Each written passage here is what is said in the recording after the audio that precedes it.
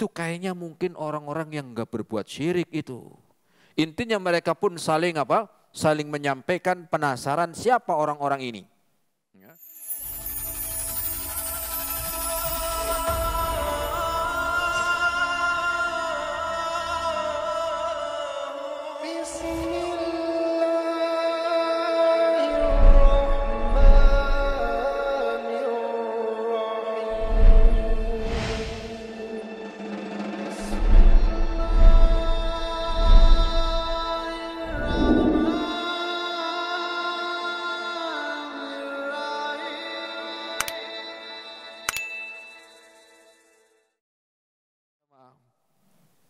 Rasul pun datang, ya. Rasul datang ketika para sahabat penasaran. Baru Rasul menyampaikan orang-orang ini 70.000 yang masuk Islam tanpa dihisab dan tanpa diadab. Rasul mengatakan humul ladzina la yastarqun. Pertama, Rasul mengatakan syarat mereka adalah orang-orang yang tidak minta ruqyah. Waduh Tat, saya pernah diruqyah Tat. Ya jangan khawatir, ya bukan nggak boleh, tetapi di sini orang yang meminta ruqyah, entah sakit, entah gangguan, intinya dia minta ruqyah, bisa tidak mendapatkan keutamaan ini, gitu loh. Walaupun bukan berarti ruqyah itu haram, itu enggak, boleh orang ruqyah silakan, boleh. Tetapi ada keutamaan. Keutamaan orang yang enggak minta ruqyah itu bisa mendapatkan keutamaan ini, gitu loh. Masuk surga tanpa dihisab dan tanpa diadab. Ya. Kenapa? Karena Rasul yang pertama mengatakan la yastarquna, tidak minta ruqyah. Ya, tidak minta ruqyah. Karena seringkali orang yang minta ruqyah, entah itu gangguan atau penyakit atau macam-macam lah, minta orang yang ruqyah, ya, terkadang dia menganggap orang yang meruqyah itu lebih mulia dari dia, betul. Seakan-akan orang yang meruqyah itu lebih soleh, lebih taat, lebih baik, lebih, wah udah lebih semualah pokoknya, pengalaman dari orang yang diruqyah. Siapa yang jamin? Ada yang jamin? Kan gak ada. Sehingga seakan-akan dia itu memposisikan dirinya itu di bawah orang yang meruqyah. Sehingga disitulah tawakalnya kurang. Maka tawakal itu benar-benar yang pertama adalah dia boleh meruqyah untuk sendiri dulu. Itu ruqyah yang paling utama. Jangan dikit-dikit kemana? Ya minta diruqyah, mas tolong mas saya ruqyah mas, kayaknya saya kesurupan jin ini. Ruqyah sendiri dulu. Ya. Nah, walaupun secara asal boleh orang meruqyah, tetapi tadi ada keutamaan tersendiri orang yang gak minta, begitu. Ya. Kemudian juga seringkali orang yang minta ruqyah akhirnya menjadi apa? Menjadi ketergantungan. Seringkali orang itu ya kalau sering minta ruqyah itu akhirnya menjadikan ketergantungan. Ya. Makanya Rasul mengatakan dalam hadis riwayat Ibnu Majah, man istarqa wa iktawa faqad bari'un minat tawakkuli. Faqad bari'a minat tawakkuli. Ya, orang yang minta ruqyah seringkali menjadikan dia Pak, ya, faqad bari'a minat tawakkul, maka ya aku berlepas diri dia berlepas diri dari tawakal, maknanya tawakalnya kurang. Ya. Seakan-akan apa? Ya, keutamaan itu di orang yang meruqyah. Apalagi kelihatan yang ruqyah pakaiannya Pak, pakaiannya kelihatan mantap gitu kan. Jubah misalnya, jenggotnya panjang begitu kan. Ya, kayaknya mantepin. Nah, itu dia. Ya, padahal tidak apa? Tidak jaminan. Ya, maka yang pertama syaratnya apa? Tidak minta ruqyah. Minimal ruqyah sendiri. Minimal itulah. Ya, berusaha dari sendiri. Nah, apalagi ketika diganggu ya kesurupan jin, ya mungkin ada orang yang mau ngeruqyah. Ketika diruqyah sembuh karena jinnya keluar ngopi gitu kan. Ya, tukang ruqyahnya pulang, jinnya masuk lagi. Ya, seringkali begitu. Tapi kalau dari sendiri yang meruqyah berusaha, maka itu akan lebih kuat. Nah, begitu. Jadi jangan sampai ketergantungan kepada orang, inilah yang menjadikan tawakalnya kurang.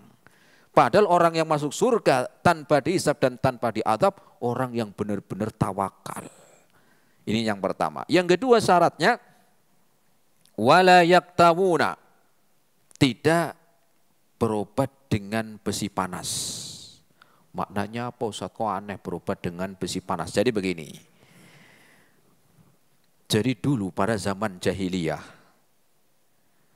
orang kalau punya penyakit misalnya luka, atau koreng, atau bekas luka, intinya luka, dan itu enggak sembuh-sembuh, itu jalan terakhir adalah dengan berobat dengan kai, iktawa kai.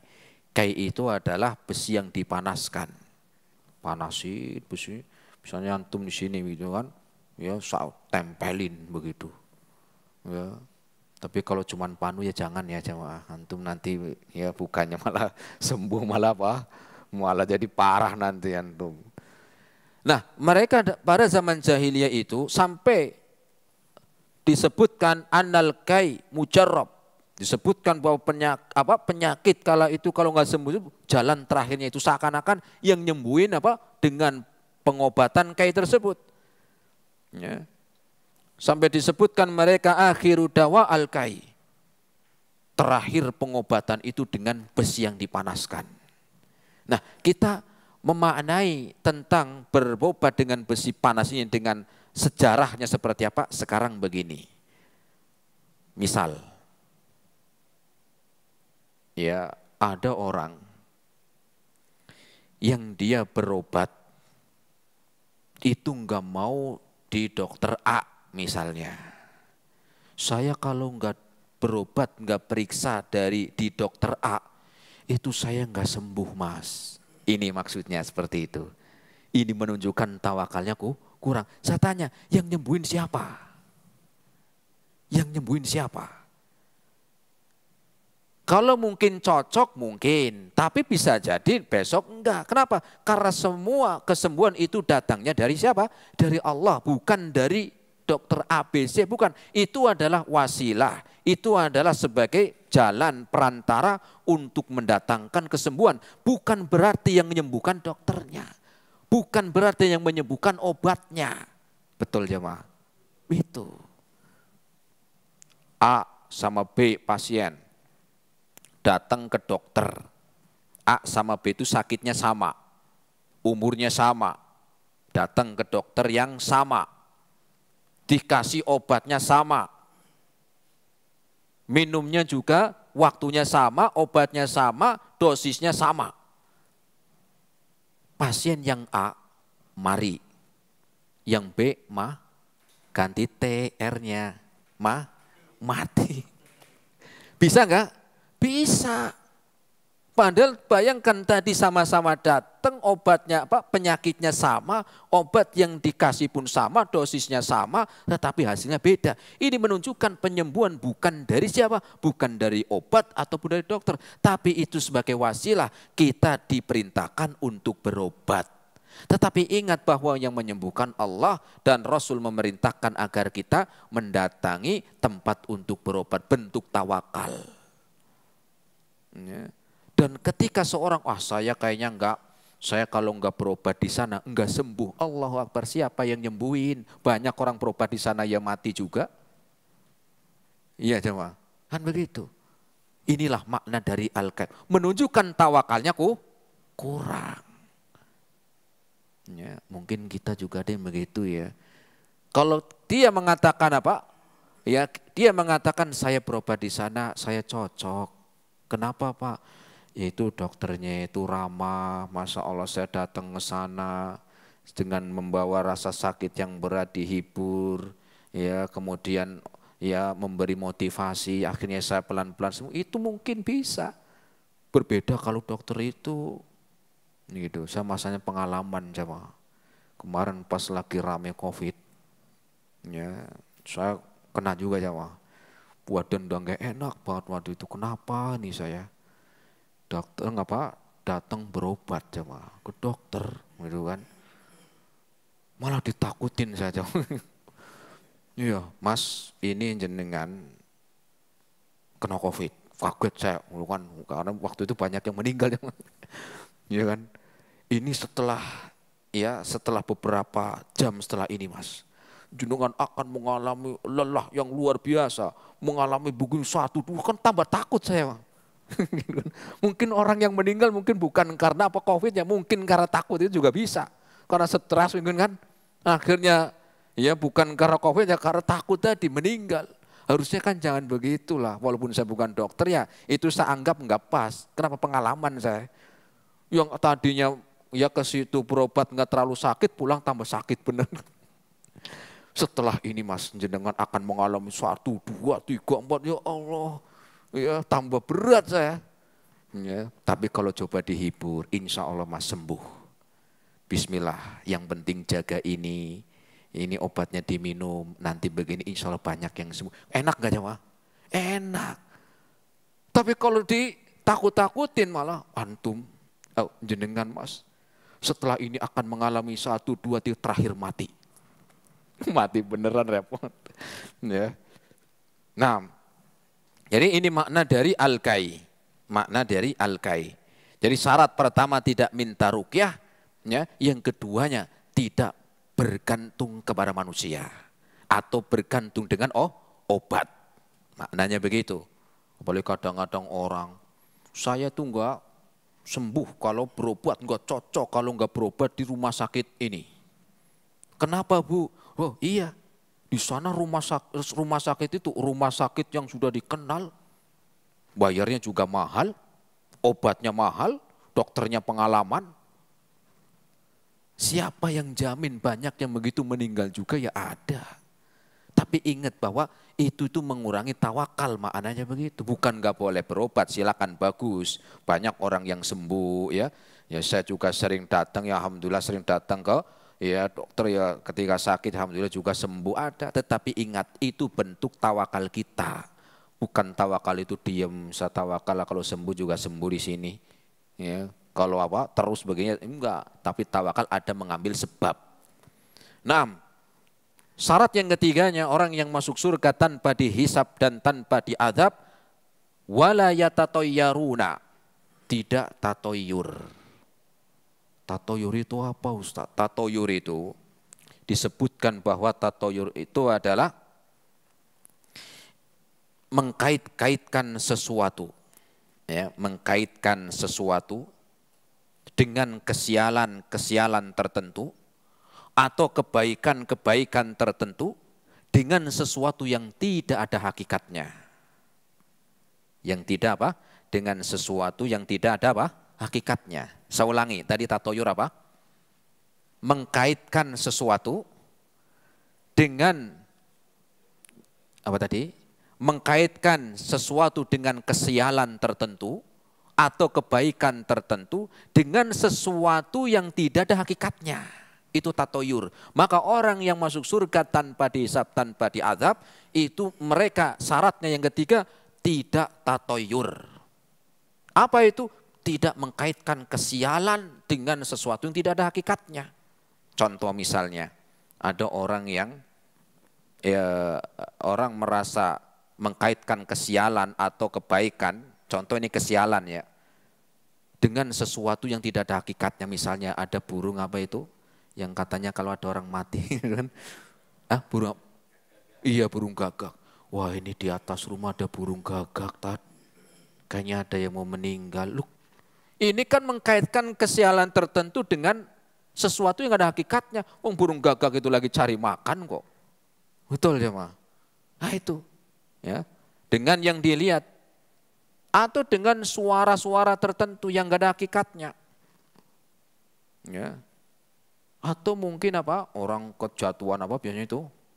Cecak misalnya. Jatuh di pas kepalanya, aduh sial ini. Ya. Dari mana? Mengkaitkan sesuatu yang tidak ada hakikatnya. Ya ngomong aja cecek ini dunia luas kok kepala saya jadi sasaran ya kan, ya kan. Ya, nggak ada hakikatnya. Atau misalnya ada kupu-kupu masuk apa? Rumah. Wah ini kayaknya mau ada tamu nih. Kenapa Bu? Ini ada kupu-kupu. Itu tamunya kupu-kupu Bu. Gitu kan. Ya. Jadi apa? Mengkaitkan sesuatu yang tidak ada hakikatnya. Ya. Atau misalnya kesialan tertentu melakukan sesuatu sehingga dia meyakini kesialan, misalnya nabrak kucing ya gitu kan, kadang ada begitu ya, nabrak kucing, langsung takut dia, cepet-cepet dikuburin jamaah, takut sial. Tapi aneh, nabrak orang kabur gitu loh. Iya jamaah, nabrak orang kabur. Ya. Jadi apa tidak ada hakikatnya yang demikian. Atau misalnya juga dengan hari-hari tertentu, hari sial, hari apa? Hari naas, hari baik. Dari mana? Sampai ada orang mau nikah jamaah, dihitung dari harinya, nggak jadi nikah kok.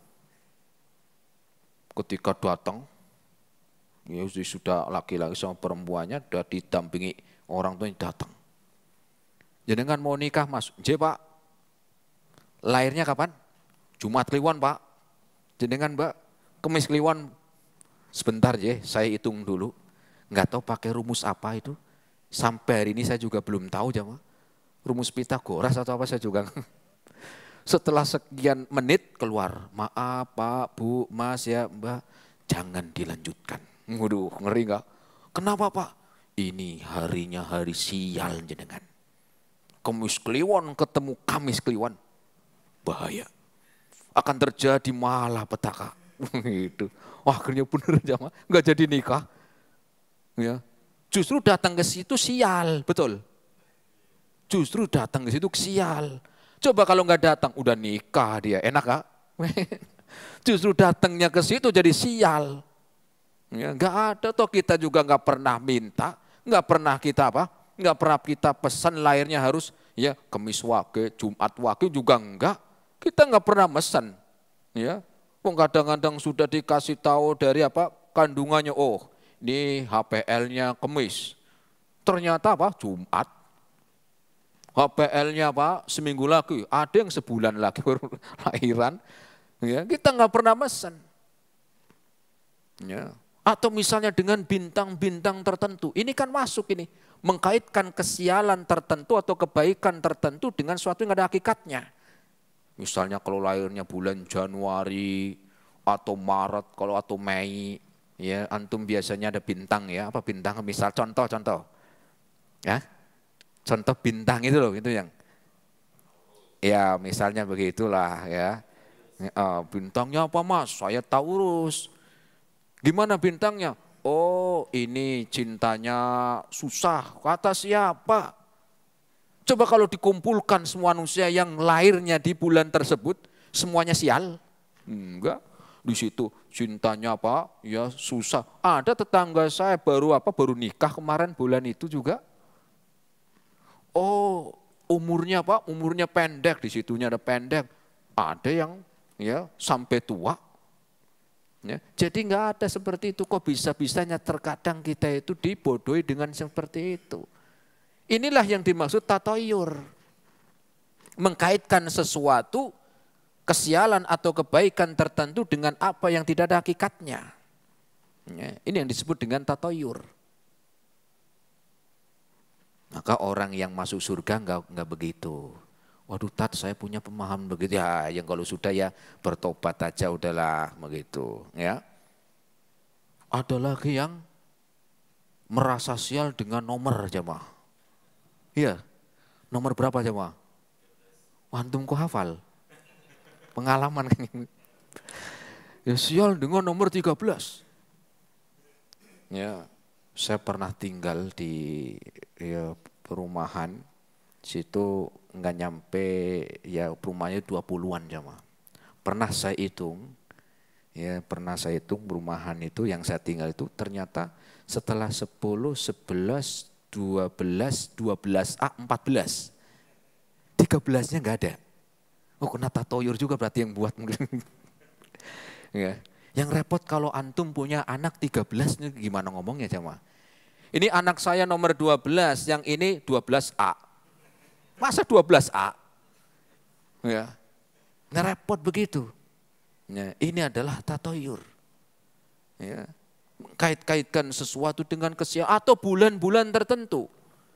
Oh bulan ini misalnya biasanya orang yang rame nikah bulan apa Nji? Ya bulan Syawal. Ini paling pas untuk nikah. Enggak mau nikah kapan aja bebas. Justru kalau antum kalau mau nikah cari-cari yang sepi. Banyak orang yang sepi orang nikah. Kenapa? Enggak ada saingan. Iya. Saya pernah pulang kampung jamaah, ya kan? Itu yang namanya undangan habis Ramadan jamaah. Bulan Syawal itu sehari 6 tempat jamaah. Waduh bingung saya duitnya pas-pasan 6 tempat bingung. Ya. Makanya antum kalau mau nikah udah cari waktu-waktu yang sepi, yang memang enggak ada orang nikah itu, antum nikah di situ. Enggak ada saingan, insya Allah aman begitu kan. Tapi kalau antum yang pasti anggap itu hari yang pas, wah itu ya rame. Ya teman antum mumet akhirnya enggak datang. Nah, kita lanjut coba. Ini diantara tatoyur.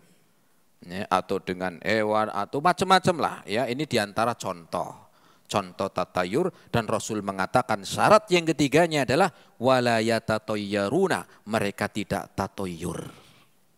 Ya, mereka tidak tatoyur. Baru Rasul mengatakan wa ala rabbihim yatawakkalun, mereka benar-benar tawakalnya tuh. Jadi asli ringkasnya dari pembahasan ini keutamaan orang-orang yang bertawakal kepada Allah Subhanahu wa taala. Ya, kalau kita tawakalnya seringnya seringnya kita ya kadang masih ya bisa kurang tawakal ya, tetapi juga tidak menutup kemungkinan karena ini enggak disebutkan orangnya. Karena Rasul tadi menyebutkan 70.000. Enggak mengatakan mereka sahabat, mereka orang ini, enggak. Yang penting syarat-syarat ini dia ya lakukan, maka ya bisa jadi orang-orang yang datang setelah Rasul pun atau setelah sahabat pun bisa mendapatkan keutamaan ini. Kenapa? Dengan syarat-syarat ini. Ya, apa itu? Rasul mengatakan wa ala rabbihim yatawakkalun. Ya, dan mereka orang-orang yang sangat bertawakal. Ya. Dan ini Allah sebutkan juga dalam Al-Quran dalam surat Al-Ma'idah ayat yang ke-23. Allah Subhanahu wa ta'ala berfirman, wa 'alallahi fatawakkalu in kuntum mu'minin. Dan hendaklah kalian benar-benar tawakal kepada Allah jika kalian adalah orang-orang yang mukmin, orang yang beriman. Ya, itu. Jadi ya benar-benar ya tawakal kepada Allah Subhanahu wa ta'ala. Bukan berarti tawakal itu akhirnya enggak mau mengambil sebab. Bukan, orang pengen sembuh, saya enggak mau berobat. Loh kenapa? Tawakal saya. Tawakal enggak begitu, nongkrongin aja ngelamun. Ya kalau emang nanti hidup ya saya hidup.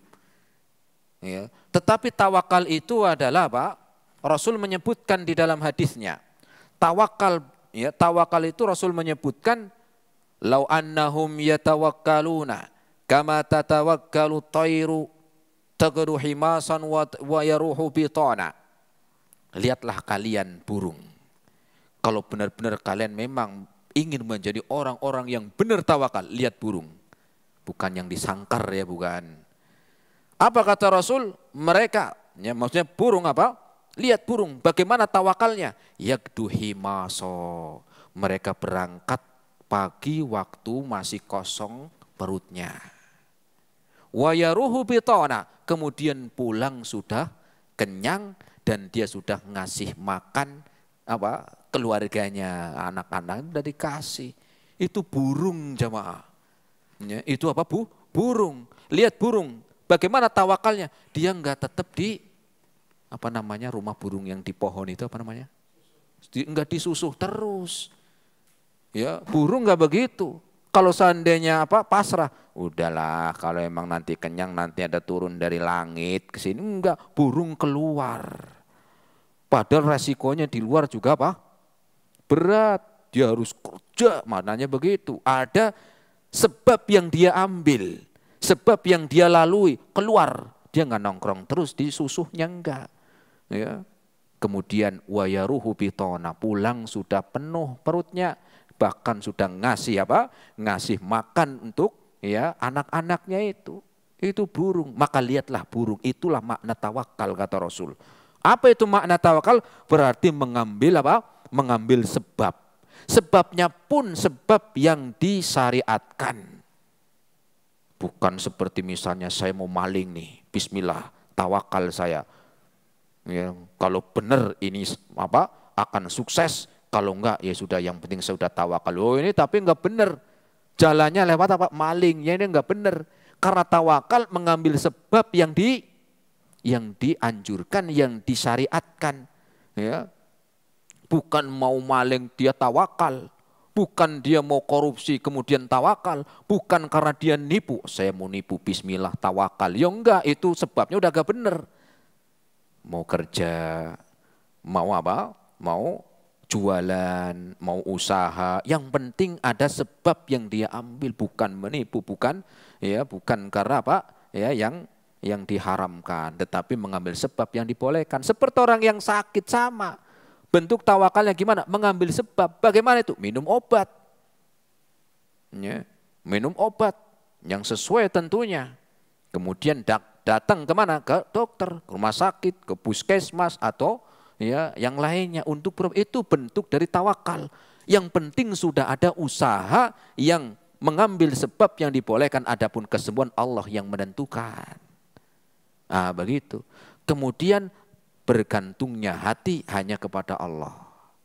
Bukan kepada apa? Yang lainnya. Itu makna tawakal. Mengambil sebab dan hati bergantung kepada Allah subhanahu wa ta'ala. Ya, bukan karena makhluknya. Kalau itu obat, bukan karena obat. Banyak orang minum obat penyakitnya sama, ya mati juga. Banyak orang periksa dengan dokter A. Ya, obatnya sama, iya enggak selamat juga banyak. Maka itu adalah mengambil sebab yang dibolehkan. Tetapi ingat kesembuhan Allah yang memberi. Ya, kesembuhan Allah yang memberikan kesembuhan, bukan manusia. Itulah bentuk dari tawakal yang sesungguhnya. Bukan apa? Bukan sebagian orang, ya saya tawakal. Tapi enggak ngambil sebab. Kok enggak ngambil sebab mas? Ya saya serahkan sama yang di atas. Yang di atas mana? Cecak atau apa? Kan begitu. Yang enggak ngambil sebab kok. Ya, karena enggak ngambil sebab, ya, ambil sebab, serahkan ya hasilnya kepada Allah subhanahu wa ta'ala. Ini jamaah rahimani Allah wa iyyakum jami'an. Selesai dari pembahasan tentang ya hadis Rasul sallallahu alaihi wasallam, yaitu hadis tentang orang yang masuk surga nanti di hari kiamat. Mereka ada orang-orang yang ya masuk surga tanpa dihisab dan tanpa diadab dengan syarat-syarat tadi dan faedah yang sudah kita bahas serta ya penjelasan dari hadis ini. Semoga Allah subhanahu wa ta'ala menjadikan kita semuanya orang-orang yang termasuk ya masuk surga tanpa dihisab dan tanpa diadab. Kenapa tidak disebutkan? Dan di sini perlu kita sampaikan, bukan berarti orang yang masuk surga lewat jalan ini itu terbaik, enggak. Bukan berarti orang yang masuk surga lewat jalan ini tanpa dihisab dan tanpa diadab berarti paling bagus, tidak juga. Ya, tadi kita sebutkan di awal ada orang yang masuk surga dengan jalan begini, jalan yang kedua, jalan yang ketiga. Ya, bukan berarti ini yang terbaik. Ya, kenapa? Apalagi di surga juga, ya itu bertingkat-tingkat. Ini jamaah rahimani Allah wa iyyakum jami'an yang bisa kita sampaikan pada kesempatan ya siang hari ini, semoga bermanfaat. Wassallallahu ala nabiyyina Muhammad wa ala alihi wa ashabihi wa sallama tasliman katsira. Itu jamaah, barangkali ada yang mau ditanyakan yang mungkin bisa dijawab, silakan. Ibu-ibu kalau ada yang mau bertanya silakan. Ya.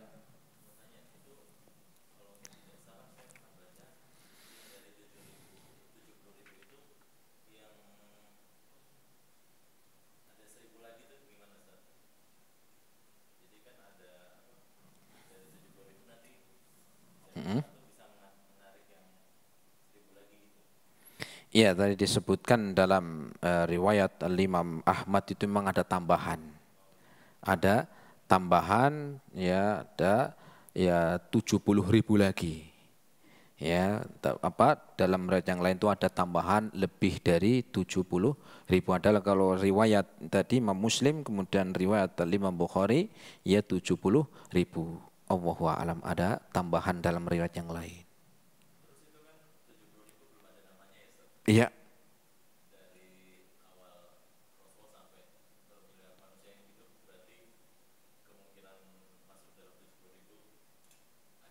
Kemungkinan gitu ya.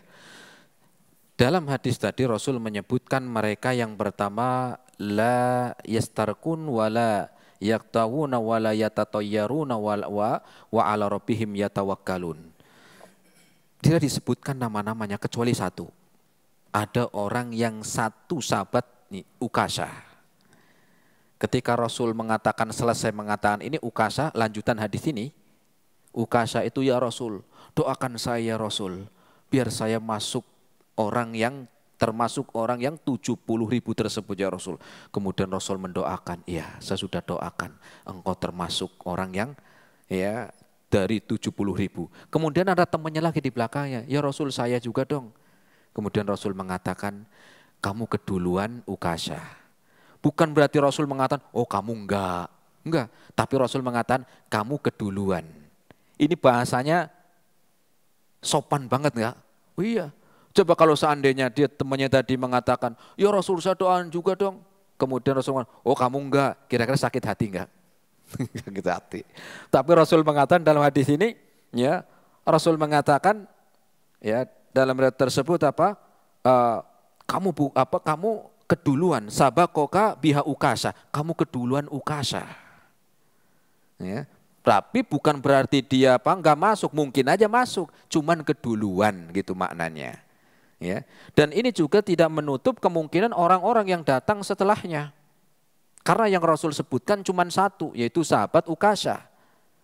Berarti orang yang hidup hari ini juga bisa, atau orang yang setelah kita juga bisa. Kenapa? Karena Rasul pertama tidak menyebutkan nama, cuman satu Ukasha, karena dia langsung minta didoakan ketika mendengar hadis ini. Kemudian tidak disebutkan kaumnya. Ini sahabat, ini tabi'in atau tabi'ut tabi'in juga enggak disebutkan. Tetapi umum, sehingga siapapun mereka bisa potensi masuk ke orang-orang yang Rasul sampaikan ini. Tetapi ingat, ada tiketnya. Gitu maknanya. Apa itu? La yastarkun wa la yaktawun wa la yatatayyarun wa ala rabbihim yatawakkalun. Gitu Mas. Nah, silakan kalau ada yang bertanya lagi. Cukup? Ya, kalau nggak ada yang bertanya, kita cukupkan sampai di sini. Semoga bermanfaat. Terima kasih atas segala perhatiannya. Mohon maaf atas segala kekurangannya. Kita akhiri subhanakallahumma bihamdika. Asyhadu an la ilaha illa anta. Astaghfiruka wa atubu ilaik. Assalamualaikum warahmatullahi wabarakatuh.